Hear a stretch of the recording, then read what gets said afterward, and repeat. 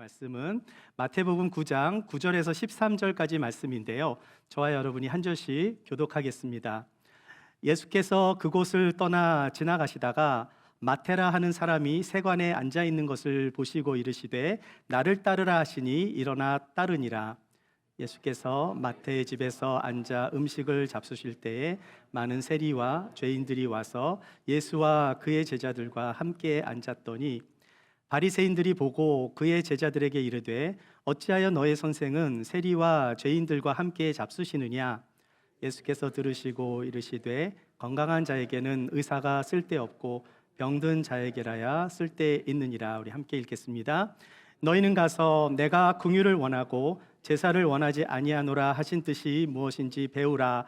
나는 의인을 부르러 온 것이 아니요 죄인을 부르러 왔노라 하시니라. 아멘. 네, 우리가 그동안 예수님이 입성하신 종료주일부터 부활절 메시지 그리고 이어지는 사도행전의 말씀까지 한 7주 정도를 우리가 말씀을 나눴는데요.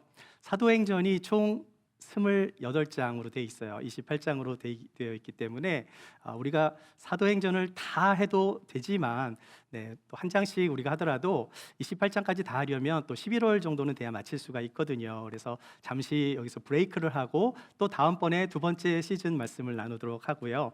오늘부터 한 달 동안 한 5주 정도 예수님께서 하신 사역, 중요하게 예수님이 하신 사역을 위주로 말씀을 나누도록 하겠습니다. 그래서 오늘은 죄인을 부르러 오신 예수님이란 제목으로 말씀을 나눌 거예요.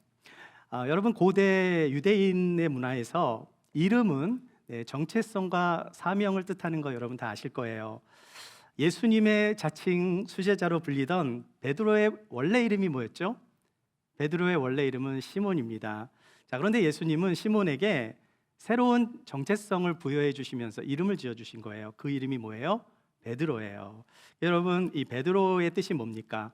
페트로스, 반석이라는 뜻이에요. 영어로 하면은 피터지만은 헬라어로는 페트로스, 반석이라는 뜻입니다.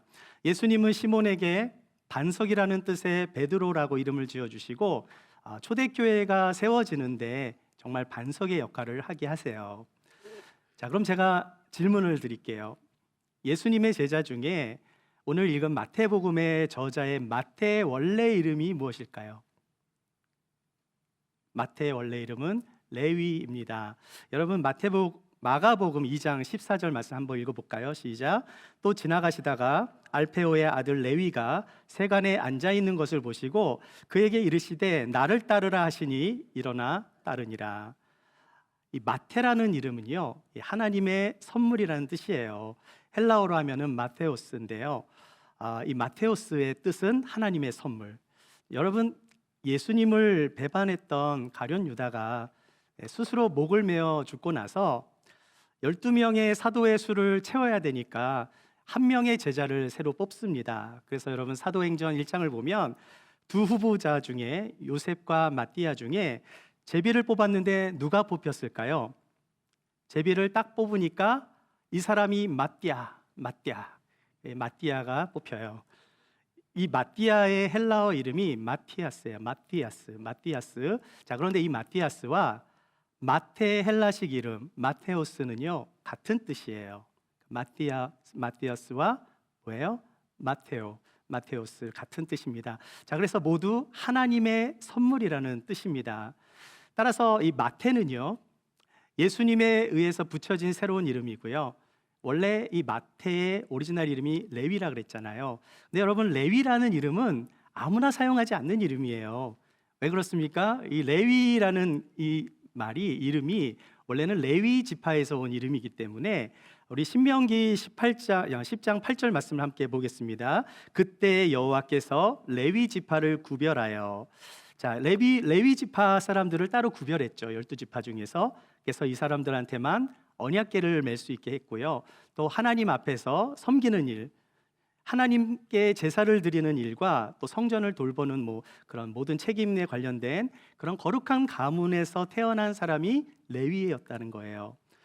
따라서 이 마태는요 원래 레위였지만 누구보다 신앙적인 가정에서 태어나서 엄격적인 훈련을 받으며 그렇게 자라난 사람일 가능성이 많은 거예요.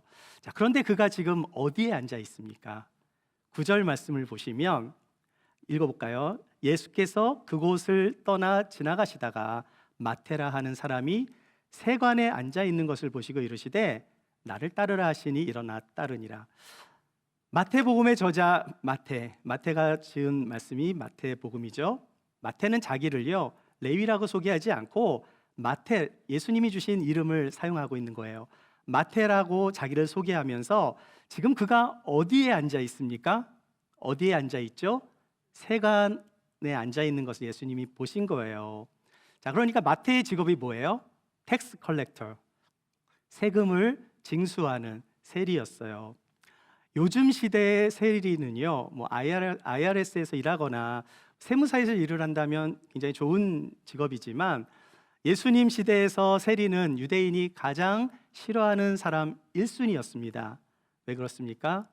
로마의 식민지로 살았던 그 이스라엘에서 이 로마 정부는요, 이스라엘 사람들에게 세금을 거두어 드리기 위해서 이스라엘 사람들 중에 세리를 세운 거예요.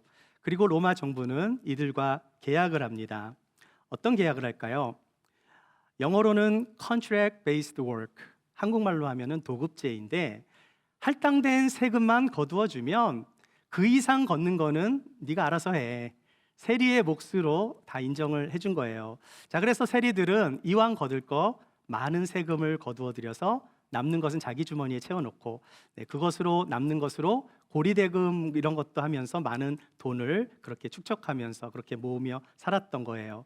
따라서 세리는 이스라엘 사람들에게 있어서 가장 큰 멸시와 증오의 대상이었습니다. 압제자인 로마의 등에 빌붙어서 동족의 피를 빨아 배부르게 사는 사람들이었기 때문에 민족을 배반한 매국노 취급을 받았던 거예요. 자, 그래서 유대인들은요, 세리의 그림자만 봐도 막 이렇게 침을 뱉었고요. 세리라는 이름만 들어도 막 이를 갈았어요. 세리는 민족의 피를 빨아먹는 큰 죄인이었기 때문에 이들은 성전에도 들어가지 못했고요. 또 회당에도 이들은 출입 금지였습니다. 뿐만 아니라 세리는 법정의 증인으로 설 수 없었고요. 유대인들은 자기 딸을 세리한테 결혼시키지 않았어요. 여러분, 10계명의 9계명이 뭐냐면 내 이웃에게 거짓 증거하지 말라는 말씀입니다. 그런데 세리를 속이는 건 it's okay. 세리를 속이는 것은 죄가 되지 않을 정도였어요. 자, 그러니까 얼마나 유대인들이 세리를 싫어했는지 알 수 있겠죠. 세리는 자타가 공인하는 죄인 중에 죄인이었습니다. 자, 그런데 레위가 누구입니까? 레위 지파 사람이라면 하나님이 택하신 그 가문의 사람이잖아요. 제사장 가문의 사람이잖아요. 그런데 지금 그가 동족을 배신하는 그 죄인의 직업을 가진 세리가 된 거예요. 자, 그럼 왜 레위는 그 제사장의 역할, 이 레위인으로 살지 않고 사람들에게 욕을 먹는 세리라는 직업을 택했을까? 세리라는 직업이 원래 사회에서는 욕을 먹었지만 로마의 보호를 받으며 손쉽게 돈을 벌 수 있는 그런 직업이었어요. 따라서 마태는 그 인생의 목표를 돈 버는 데 두고 살았던 사람임을 우리는 알 수 있는 거예요. 돈만 있으면 오케이. 우리가 인생을 정말 편하게 돈만 있으면 잘 살 수 있는데 뭐 가문이 뭐가 중요하겠습니까? 신앙이 뭐 밥 먹여주겠습니까? 뭐니 해도 무슨 머니예요? Show me the money. 뭐니 해도 Show me the money. 돈만 있으면 땡. 돈만 있으면 성공한 인생이지 이렇게 생각을 한 거예요. 뭐 돈만 잘 벌 수 있다면 뭐 누가 상관하겠느냐? Who cares? 죄인이라고 불려도 no problem. 상관이 없었어요. 자, 그런데 예수님께서 그런 마태를 찾아가신 겁니다. 그것도 마태가 일하던 세관에 직접 찾아가신 거예요. 마태가 세관에 앉아 있었다는 것은 무엇을 뜻합니까? 우리 9절 말씀을 다시 보시면은요, 마태가 세관에서 일을 보고 있는데 여기에 굉장히 중요한 단어가 나옵니다. 예수님께서 마태를 어떻게 했어요? 보신 거예요. 세관에 앉아 있는 레위죠. 원래는 마태가 원래 이름이 레위니까 레위를 보신 겁니다. 예수님께서 세리의 무엇을 보시고 그를 제자로 삼으셨는가? 여러분 한번 생각해 보세요. 예수님의 제자들은 대부분 어부 출신들이 많았어요. 갈릴리 호수가 있으니까 거기서 일하는 어부들이 굉장히 많았습니다. 그 중에는 가룟 유다 같이 열심당원도 있었지만 열심당원들은 로마에 저항하는 사람이거든요. 자, 그러니까 예수님의 제자 중에 마태처럼 로마에 빌붙어서 손깍지를 받는 죄인은 마태밖에 없는 거예요. 자, 그런데 예수님은 마태의 무엇을 보고 그를 제자로 삼은 것인가? 여러분 한번 생각해 보십시오.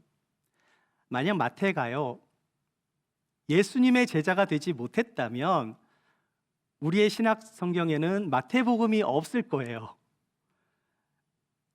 저는 마태복음 굉장히 사랑합니다. 마태복음이 있어서 얼마나 감사합니까? 마태복음의 말씀을 읽다 보면 처음 시작하는 족보 이야기는 빼고 그 나머지 말씀 얼마나 은혜로워요. 족보 이야기도 은혜롭습니다. 그런데 그 말씀은 마태복음의 말씀을 보면은요 마태가 누구한테 듣고서 옮겨 적은 말씀이 아니에요. 독자적으로 적은 내용이 굉장히 많고 굉장히 논리적으로 하나님 말씀을 잘 썼기 때문에 그 말씀은요 마태가 실제로 예수님께 들은 말씀을 적은 것으로 볼 수 있는 거예요. 따라서 마태의 마음에 어떤 마음이 있었을지 한번 생각해 보세요. 예수님의 말씀이 임했을 때 갈등하지 않았겠습니까? 그가 멀리서 예수님이 하신 말씀들을 들으면서 비록 그가 세리를 하면서 죄인의 길에 서 있었지만 그의 몸에는 레위인의 피가 이렇게 흐르고 있었기 때문에 산 위에서 말씀하신 산상수훈의 말씀을 들었을 때 아마도 굉장한 놀라움을 금치 못했을 거예요. 아니 어떻게 이런 말씀을 하실 수가 있는가? 자신의 삶을 돌아보았을 것입니다. 내가 지금 하고 있는 이 일이 정말 잘하고 있는 일이 맞는지 고민하면서 마태는 세관에 앉아서 공허한 마음으로 아마도 돈을 세고 있었을 거예요. 그러한 그에게 예수님께서 찾아오신 것입니다. 그를 보시고 나서 그를 향해 아주 짧은 말씀을 하세요. 나를 따르라. Follow me. 죄인 중에 죄인이었던 레위, 마태를 나중에 이름을 붙여주셨지만 제사장 가문의 명예를 버리고 세리의 직업을 택했던 그 레위, 신앙보다도 돈을 더 사랑했던 레위, 예수님께서 하신 한마디는 뭐였어요? 나를 따르라는 말씀이었어요. 그런데 놀랍게도 그 한마디 말씀에 마태는요 자기의 모든 것을 내려놓고 주님을 따라가요. 여러분, 레위가 예수님을 따르게 된 사건은요 전적인 하나님의 은혜입니다. 죄인을 부르러 오신 예수님 첫 번째로 나눌 말씀은요 부르심은 하나님의 전적인 은혜라는 거예요. 마태의 이름의 뜻이 뭐라 그랬죠? 하나님의 선물이라 그랬잖아요. 여러분, 선물이란 거저받는 게 선물이죠. 어떤 대가를 바라고 선물을 받는다면 그것은 선물이 아니라 뇌물이 될 수 있는 거예요. 헬라어에서는 선물과 은혜가 같은 의미로 사용이 됩니다. 은혜가 무엇입니까? 은혜란 받을 자격이 없는 사람에게 주어진 것이기 때문에 은혜를 하나님의 선물이라고 말하고 있는 거예요. 예수님은 마태를 보시고 나를 따르라고 말씀하셨어요. 이 따르라는 이 헬라어는요 아쿨루테오는요 무슨 뜻이냐면 to follow, 동행하다, 따르다, 수행하다, 제자가 되다라는 의미를 가지고 있어요. 예수님은 마태를 찾아가셔서 follow me, 나를 따르라고 했을 때 예수님께서 마태에 무엇을 보았을까요? 예수님은 마태의 그 마음을 보신 거예요. 그가 얼마나 고민하고 있으며 그가 얼마나 공허한 삶을 살아가며 있었는지 예수님은 다 아셨어요. 인생이 돈이면 다인 줄 알았는데 지금까지 자기에게 찾아와 먼저 말을 걸어준 사람은 예수님 한 분뿐이었습니다. 아무도 그를 알아주지 않았고요. 모든 사람들이 손가락질을 하며 죄인 취급을 할 때 모두가 경멸의 눈으로 자기를 바라봤지만 예수님만큼은 긍휼의 눈으로, 그 사랑과 은혜의 눈으로 자기를 바라봐 주신 거예요. 예수님이 말씀하신 나를 쫓으라, 나를 따르라는 그 한마디에는 이런 숨은 뜻이 있는 거예요. 레위야, 네가 있을 곳은 여기가 아니야. 이곳을 벗어나야 돼. 돈이 인생의 전부는 아니잖아. 네가 지금 앉아있는 죄인의 길에서 나와야 돼. 내가 그 길을 인도해 줄 테니 나를 따르거라. 예수님은 레위를 부르시고 그에게 마태라는 이름, 하나님의 선물을 주신 거예요. 그러자 어떻게 합니까? 그가 비록 세리였지만 자신을 알아봐주고 인생에서 처음으로 자기를 사람 대접해줬던 그 예수님 앞에 주저하지 않고 반응합니다. Yes, Lord. 속으로 생각해요. 그렇게 하겠습니다. 그런 마음으로 대답하고 그 모든 것을요, 그가 가졌던 모든 것을 그냥 내려놓고요, 성경에 보면은 뭐 남은 거 챙겼다란 말이 없어요. 그냥 세던 거 다 내려놓고 그냥 예수님을 따라간 거예요. 이게 과연 쉬운 일이겠습니까? 근데 거기에 그치지 않습니다. 자기 친구들을 불러서 또 예수님을 초대해서 파티를 열어요. 우리 죄인을 부르러 오신 예수님 두 번째로 나눌 말씀은요, 예수님은 죄인들과 함께 식사를 하셨어요. 우리 10절 말씀 같이 읽어보겠습니다. 시작. 예수께서 마태의 집에서 앉아 음식을 잡수실 때에 많은 세리와 죄인들이 와서 예수와 그의 제자들과 함께 앉았더니, 예수님께서 마태를 부르시고 따라오라고 했을 때 마태는 자기를 불러주신 예수님께 너무 감사해서 예수님과 제자들을 자기 집으로 초대했습니다. 자, 그런데 마태는요, 또 누구를 초대해요? 자기와 함께 일했던 사람들, 세리들과 또 함께 어울렸던 죄인들을 다 초대해서 함께 식사를 한 거예요. 원래 사람들은 좀 끼리끼리 노는 법이잖아요. 동병상련이라는 말이 있듯이 세리의 마음은 누가 알아주겠습니까? 세리가 알아주겠죠. 세리는 아마 친구가 많이 없었을 거예요. 자기랑 비슷한 처지에 있는 사람들끼리 몰려서 그렇게 식사도 하고 그랬을 거예요. 하지만 지금의 마태는 어떤 마태입니까? 예수님의 은혜를 경험한 마태. 그가 파티를 열어서 자기와 항상 자주 어울렸던 친구들과 죄인들에게 예수님의 말씀을 듣게 하려고 그 파티를 연 거예요. 아마도 그 자리는 지금 세리 마태가 옛 동료들과 마지막으로 함께하는 송별회일 수도 있는 거예요. 또 나중에 그런 기회가 없으니까. 이 모든 것을 아신 예수님은 그 자리를 마다하지 않으셨어요. 마태의 초대에 기꺼이 응하시며 죄인들과 함께 식사를 하신 것입니다. 그런데 이게 문제가 돼요. 유대의 전통을 깨뜨리는 사건이 되었어요. 유대의 문화에서는 친밀한 식사는요, 아무하거나 하지 않았습니다. 굉장히 잘 아는 사람이든지 또 같은 클래스가 맞는 사람들이든지 친밀한 관계를 전제로 하기 때문에 낯선 사람하고는 원래 식사를 하지 않거든요. 더구나 죄인으로 취급받는 세리들과 함께 식사를 했다? 이거는 용납되지 않는 일이었어요, 당시 문화에서. 자, 그런데 생각해 보세요. 지금 누가 누구와 식사를 하고 있는 거죠? 하나님의 아들이신 예수님과 죄인들이 함께 식사를 하고 있는 거잖아요. 이게 무엇을 의미하는 걸까요? 이것은 하나님의 아들이신 예수님께서 죄인들을 품으시고 그들을 가족 공동체로 받아주시고 그들과 친밀한 관계를 맺으셨다는 것을 말씀하고 있는 거예요. 예수님은 편견을 다 깨뜨리셨습니다. 함께 죄인들과 식사를 하며 그 자리가 주님의 사랑으로 덮어지고 그 은혜로 그 자리가 덮어지자 구원받는 역사가 일어났던 거예요. 용서가 임하는 역사가 일어난 것입니다. 이런 상황 속에서 딴지를 거는 사람들이 있었어요. 누구입니까? 바리새인들이 이것을 보고 트집을 잡았어요. 11절 말씀을 읽어보겠습니다. 시작. 바리새인들이 보고 그의 제자들에게 이르되 어찌하여 너희 선생은 세리와 죄인들과 함께 잡수시느냐. 바리새인들이 예수님의 제자들한테 따지며 묻습니다. 어찌하여 너희 선생은 세리들과 죄인들과 함께 식사를 하느냐.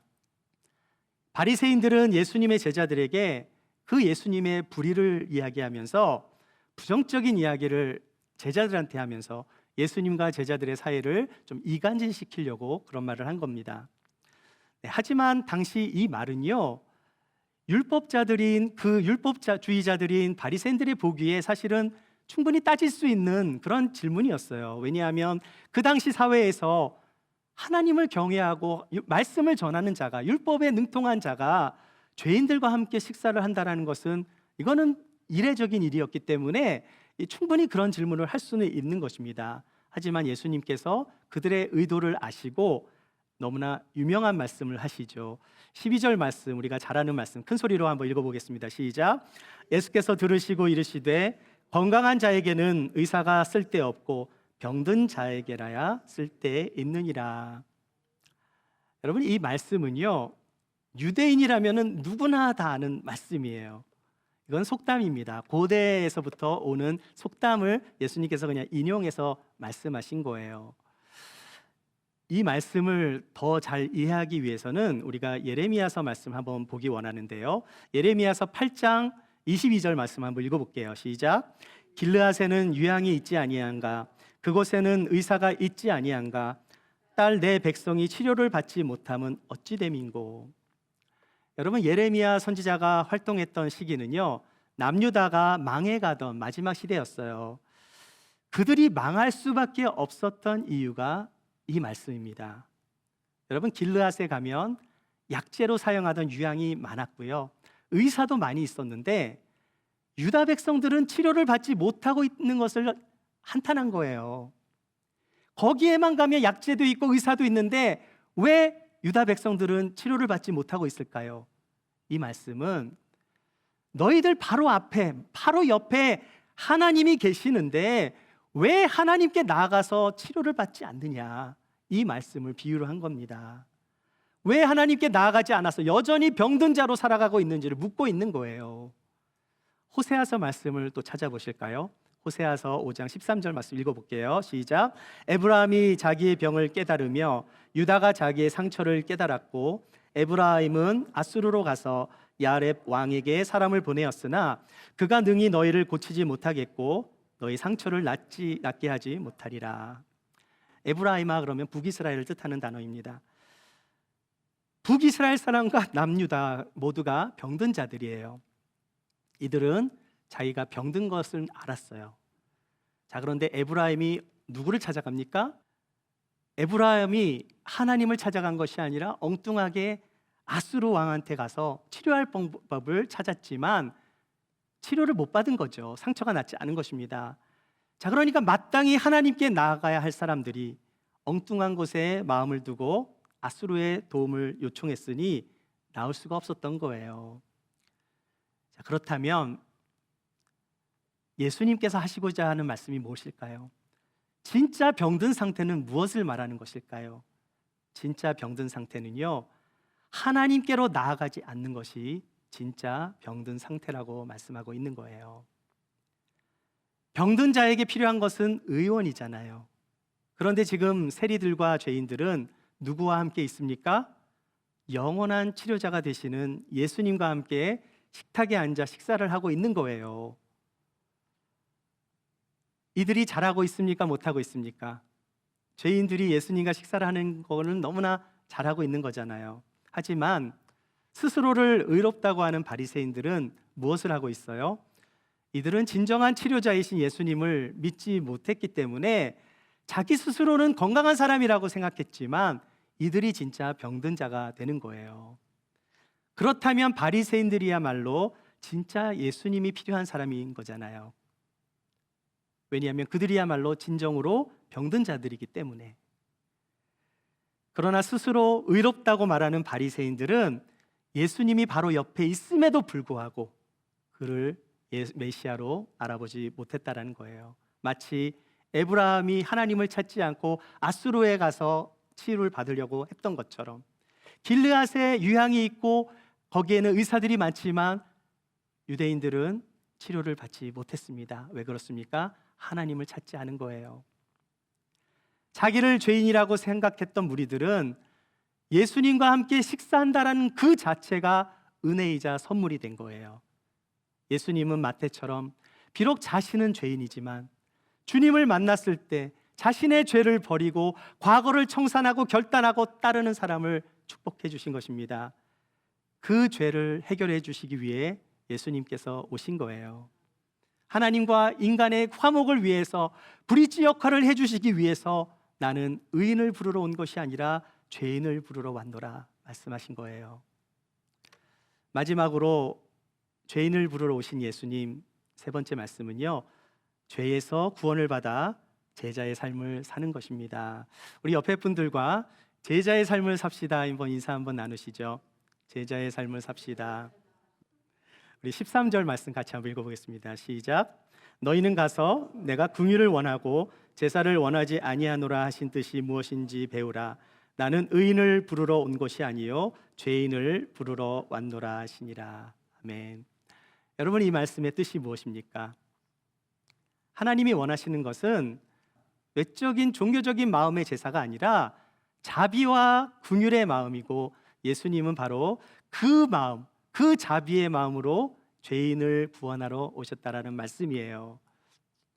호세아서 6장 6절 말씀을 볼게요. 나는 인애를 원하고 제사를 원하지 아니하며 번제보다 하나님을 아는 것을 원하노라. 여러분, 왜 하나님은 제사를 원하지 않는다고 했을까요? 네. 마음에 없는 제사는 하나님 받지 않겠다라는 말씀이에요. 예수님은 이 호세아서 6장 6절 말씀을 인용하시며 하나님의 마음을 알려주신 것입니다. 그것이 무엇입니까? 겉으로 드러나는 종교 행위보다 진짜로 중요한 것이 뭔지를 말씀하신 거예요. 그것은 진심 어린 사랑과 하나님과의 친밀한 교제라는 것을 말씀하신 거예요. 예수님과 함께 식사를 하던 세리들과 죄인들은 그날 처음으로 예수님의 사랑을 경험했어요. 예수님의 은혜를 경험한 것입니다. 그리고 죄인이었던 마태는 예수님의 부름에 순종하며 예수님의 12명에 들어가는 속하는 제자가 된 거예요. 여러분, 예수님을 그냥 믿는 것과 제자가 되었다라는 것은 이건 또 다른 스토리예요. 당시 예수님을 따랐던 사람들 굉장히 많았거든요. 자, 그런데 그들이 다 제자가 된 건 아니었어요. 예수님이 가는 곳에는 언제든지 병자들이 줄을 섰고요, 이적과 기사를 보기 위해 군중들은 언제나 몰려 있었습니다. 그런데 예수님의 제자는 단 12명이었잖아요. 그것도 한 명은 탈락했죠. 가룟 유다는 예수님을 배반한 제자가 되었어요. 예수님을 만났다고 다 제자가 되는 것은 아닌 거예요. 제자란 무엇입니까? 예수님과 얼마만큼 동고동락하며 예수님과 함께 동행했는가, 그것이 제자인지 아니지를 차이를 결정하게 만드는 거예요. 여러분, 세리장이었던 삭개오도 회심을 했잖아요. 그가 회심을 해서 정말 그의 집에 구원이 임하고요, 아브라함의 자손에 속하는 칭찬을 받았어요. 하지만 그도 예수님의 제자가 된 것은 아닙니다. 여러분, 예수님의 부르심의 목적은요, 죄에서 구원을 받는 것이지만 더 나아가서는 예수님을 따르는 제자의 삶을 사는 것, 이것이 하나님의 부르심의 목적이에요. 마태는 예수님께서 따라오라고 했을 때 모든 것을 내려놓고 예수님을 따랐습니다. 물론 다른 제자들도 다 그렇게 해서 예수님을 따랐어요. 자, 그런데 한번 생각해 보세요. 예수님께서 십자가에서 달리실 때 사도 요한은 예수님 곁을 지켰지만 나머지 제자들은 다 붙잡힐까 봐 두려워서 뿔뿔이 흩어졌다고 말씀을 나눴었잖아요. 수제자인 베드로뿐만 아니라 마태도 도망을 쳤어요. 그리고 나서 그들이 도망가고 나서 무엇을 했습니까? 여러분, 제자들이 다 뿔뿔이 흩어져서 어떻게 했을까요? 베드로는 다시 물고기를 잡는 업으로 돌아갔고요, 모든 제자들, 다른 제자들도 다 자기 직업을 찾아서 원래 자리로 돌아갔어요. 그런데 마태만큼은 세리로 돌아가지 않았어요. 이걸 기억해야 돼요. 왜 마태는 이전의 삶으로 돌아가지 않았는가? 무엇 때문이겠습니까? 마태는요, 주님의 은혜를 더 많이 받은 사람이기 때문에 그런 거예요. 죄 사함을 많이 받으면 많이 받을수록 하나님의 은혜를 더 많이 경험한 사람이 되는 거예요. 실제 있었던 사건입니다. 1938년도에 니키 크루즈라는 사람이 푸에르토리코에서 태어났는데요, 이 니키의 어린 시절은요, 고통과 학대의 연속이었어요. 부모는 오컬트와 마술에 깊이 빠져 있었고요, 니키는 종종 악마의 아이라고 불리며 정서적으로 육체적으로 많은 학대를 받았습니다. 그러다 보니 어린 나이부터 마음이 굳어지고 강팍해지고 폭력적인 성향을 갖게 돼요. 10대가 되던 니키는요, 뉴욕으로 보내졌고요, 그곳에서 이 마오마오라는 악명 높은 거리 갱단에 들어가게 됩니다. 그리고 얼마 지나지 않아 그는 갱단의 리더가 되고요. 폭력과 마약, 범죄, 성적인 방탕 등 죄악의 삶의 중심에 있었어요. 사람을 두려워하지 않았습니다. 사람들 시켜서 죽이기도 하고 정말 내면은 공허하고 죄악 가운데 분노로 가득 차 있었어요. 그런 사람한테 누가 찾아왔는가? 펜실베니아에서 온 젊은 목사 데이빗 윌컬슨이라는 목사님이 하나님의 부르심을 받고 이 뉴욕 갱단에게 복음을 전하기 위해 거리로 나선 거예요. 그리고 그 목사님이 뉴욕 한복판에서 이 갱단의 두목이 된 니키를 만날 때 이런 말을 합니다. 니키, 예수님은 널 사랑하셔. 니키, Jesus loves you. 니키가 이 말을 듣자 조롱하듯이 이렇게 소리칩니다. 내가 널 죽여도 넌 날 사랑하겠다고 말할 수 있겠니? 그러자 데이빗 목사님이 담대하게 이렇게 말을 해요. 네가 날 100조각으로 찢어 놓아도 내 몸의 모든 조각이 너를 사랑한다고 말할 거야. 이 말을 들은 니키는요, 마음이 흔들리게 돼요.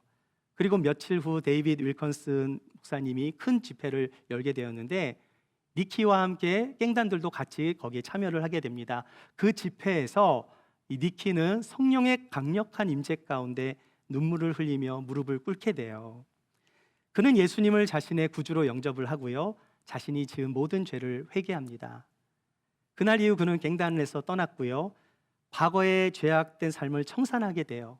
그리고 어떻게 되었을까요? 사진을 보세요. 니키는요, 복음 전도자가 돼서 전 세계를 다니며 자신의 이야기를 간증하며 수많은 사람들한테 예수님의 사랑과 용서를 전하는 사람이 됩니다. 그리고 그의 이야기가 책으로 나오게 되는데요, 십자가와 칼, The Cross and Switchblade라는 책으로 먼저 책이 나오고요, 1963년도에 나오고요, 1970년도에 똑같은 제목으로 영화로 상영이 돼서 많은 사람들한테 감동과 도전을 줍니다. 지금도 유튜브에 이 제목을 치면은요, 풀 공짜로 그냥 영화를 보실 수 있어요. 제가 댓글을 보니까 어떤 미국 여성이 자기가 1979년도에 이 영화를 보고 자기도 예수님을 믿었다, 그런 이 댓글을 썼더라고요. 사랑하는 여러분, 주님이 이 땅에 오신 이유는 죄인을 불러 구원으로 인도하시기 위함이에요. 그런데 구원받은 우리들에게 우리가 해야 할 일이 있어요. 이 땅에서 과거의 죄를 청산하고 새로운 주의 자녀로 옷을 갈아입어야 하는 거예요. 그렇게 새 사람이 된 다음에는 다시는 옛사람으로 돌아가서는 안 됩니다. 끝까지 믿음을 지키는 제자의 삶을 살아야 하는 거예요.